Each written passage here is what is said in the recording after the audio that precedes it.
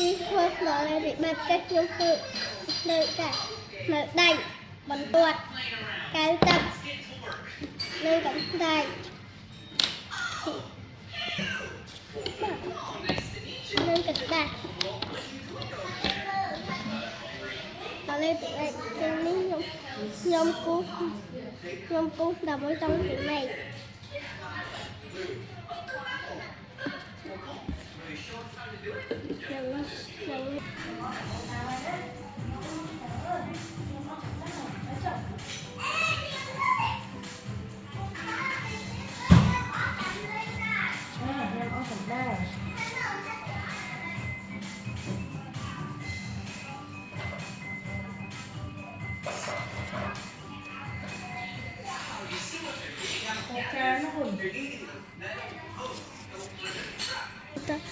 Betul piku tu nhom đây cắt đuôi họ này đuôi đi rồi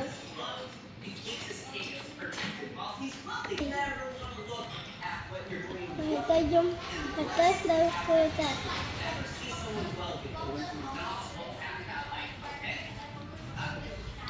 người ta dục ao tự bạn nữ đã nuôi tiếng